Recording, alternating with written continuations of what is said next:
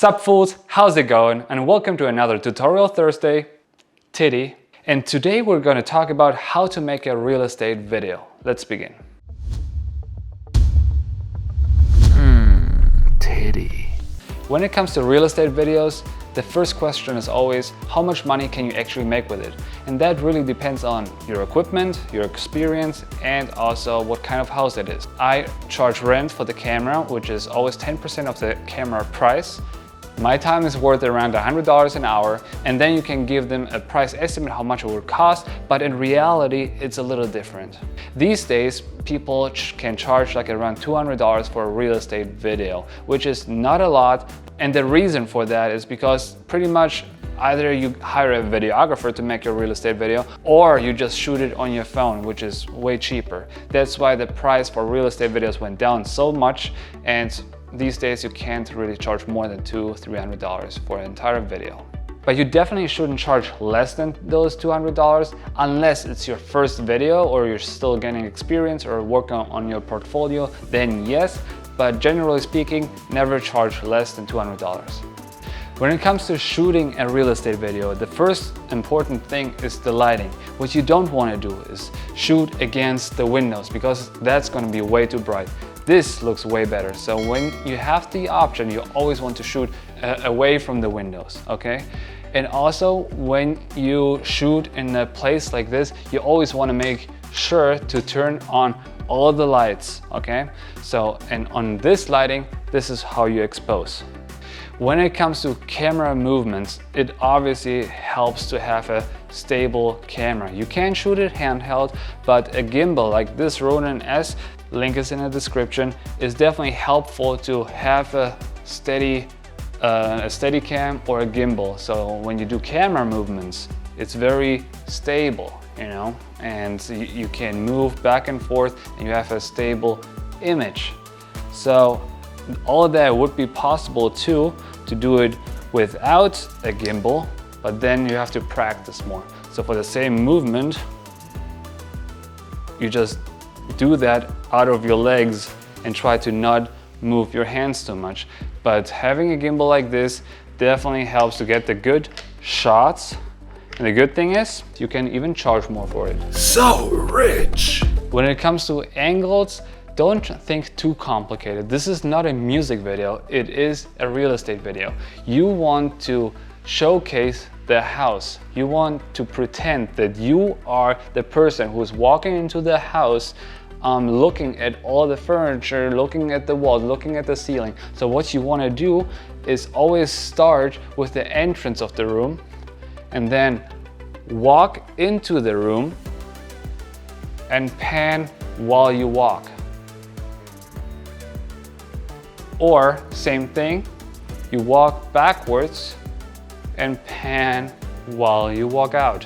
And always try to show as much as possible when you do that. Don't go into detail, don't try to zoom in, try to zoom out, try to have a wide angle, okay? Push in and pull out always look good. And always start close to a wall or cabinet, and then while you push in, just turn the camera and showcase the room. And like I said earlier, don't do any ridiculous down angles or stuff like that. This is not a music video, okay? You don't have to be creative, you just have to showcase what the property looks like. And make sure to always show the floor and the ceiling if possible. In this particular room, the ceilings are very high, so to actually get the floors and the ceiling, you have to be maybe further away than normal.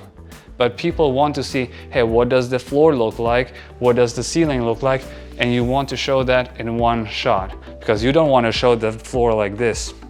This is not pretty, boring. You want to show the entire room. So let's talk about camera equipment real quick. What am I using here? This is the Sony FX3 with the G Master lens 24-70 2.8.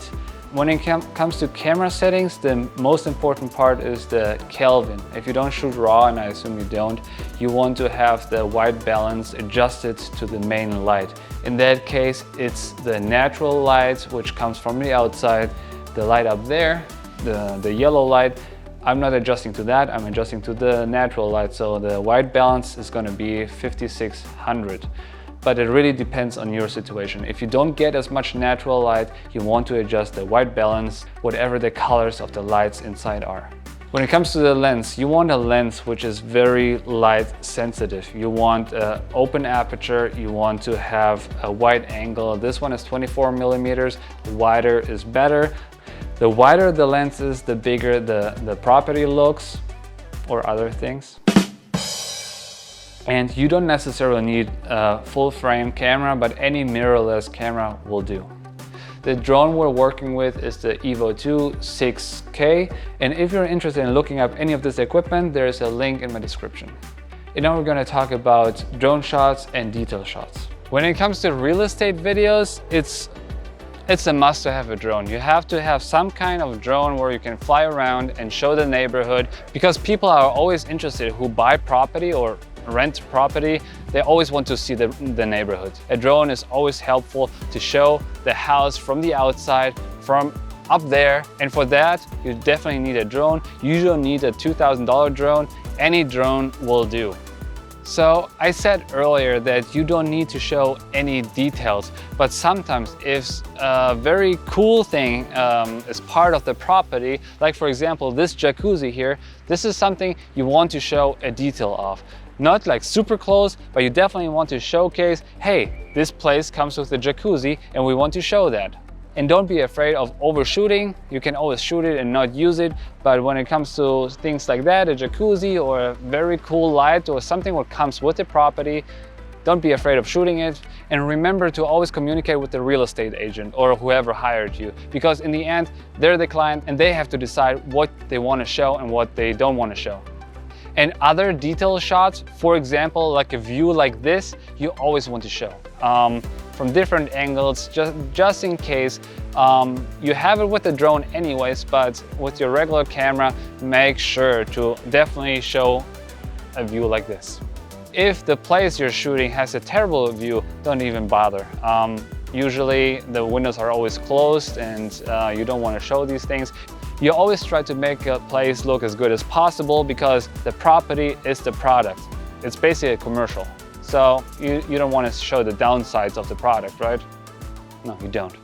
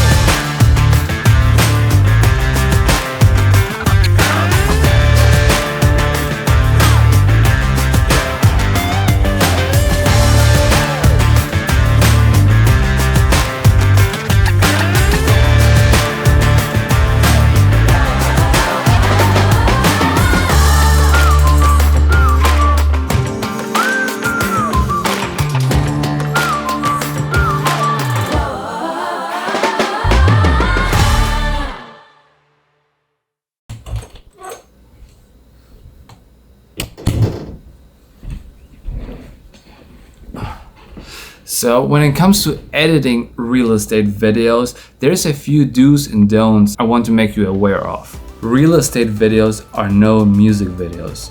Each shot has a particular purpose, not to sell an emotion really. It's more so to showcase the property. So you want the edit to be slow and almost boring. You want to show as much as you can in every single shot. Each shot can be between 2 and 8 seconds. I'm gonna start with the most impressive room, which is the living room combined with the kitchen. As you can see, for my entire real estate video, I only have 5 different clips. The reason for that is I like to shoot each room individually with one clip. So in the edit, I don't have a dozen different clips. I have maybe 3 or 4, one per each room. That makes the edit for me more organized, but you can do it the way you want. But for me, this is the way it works for me. So we're starting with the entrance. We have a shot pushing in through the hallway into the kitchen. Pushing in. Lovely. It was 3-4 seconds. After this, I would like to show the other side, which is here, the living room. You have to imagine you're the person walking through the house. What do? You go into the kitchen, check it out. Interesting. The next thing you do is you turn around and you look the other direction.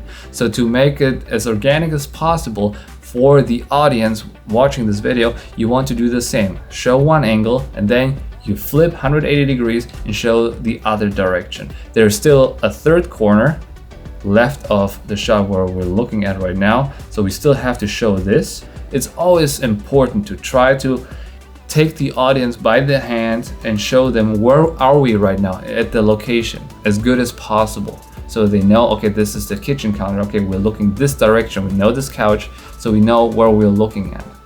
If it's a house with 2-3 bedrooms or so, you don't want to make a real estate video like 6-7 minutes long. You want to keep it short as possible. Show every room so people don't waste much time. It shouldn't take much longer to watch this video compared to swiping through pictures of every room, you know? Usually when I start doing a new location, when I show a new room, new location or so, I like to do a push in instead of a pull out. It just feels better. It's like, okay, we're entering a new room. Okay, let's start with a push in. There you go. It's our push in. And don't do any crazy speed ramps. You don't want all this fancy stuff. You want a steady, smooth movement, okay? Make the edit as simple as possible. Okay.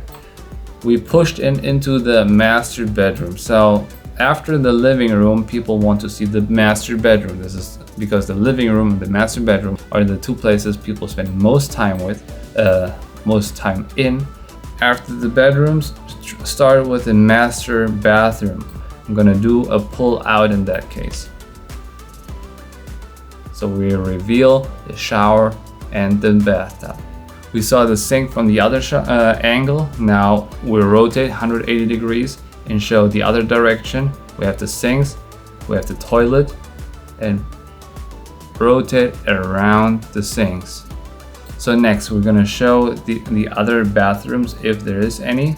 Going through the door to show the other bathroom.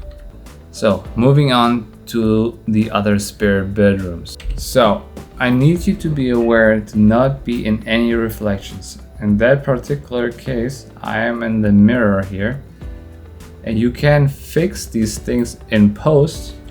And if you want to know how I made a video on that in particular, where you can remove certain things, now we're going to the outside.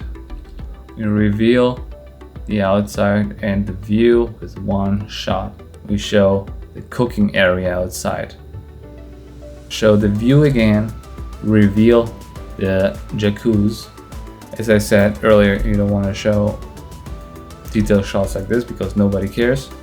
More so show a shot where you see those details, but focus on the actual view because this is what is going to sell this particular house. So let's start putting in our drone shots. It's always good to start the entire video with the house from the outside, because this is what people are interested in. So we have this top-down shot of the house. This is the house. We're going down.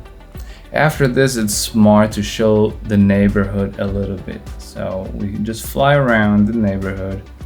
So that's for the intro. Later on, when we show the view and whatnot, we can always cut away to show some kind of drone shots of the neighborhood, of the view. It's always nice to see those things. Like this one, for example. So we see houses in the foreground, and then we reveal the view. And be careful of showing shots of like traffic like this. I mean, it's good to show, hey, it's right on the Pacific Palisades where everything is happening, but you don't really want to show too much traffic, so be aware of that. And I shot these things twice. I made sure to get some sunset shots too, because the lighting is just so much better. It's a beautiful sunset, that looks great. Then in the end, show one more time. You can start with the beach, starting over the water. We're pushing in towards our house. Our house is somewhere in the back. So this is a very slow shot, so we can speed this up a little bit until we find our house. Done. Okay. So as you can see, our video is 3 minutes long now. Now the task is to cut everything away. We don't need to cut it down to 1 minute or 1 minute 30. When it comes to music, I like to use Artlist to get my music. This is not sponsored. This is just something I use and I would recommend. So on Artlist, you can find music, lots of stuff, and look for music which is like very quiet and steady and nothing too poppy, nothing too crazy. So I'm sure you're gonna find something. Thank you so much for watching. If you liked the video, make sure to like it and subscribe. If you have any questions about how to make a real estate video or about filmmaking in general, just let me know in the comments below, and see you in the next video.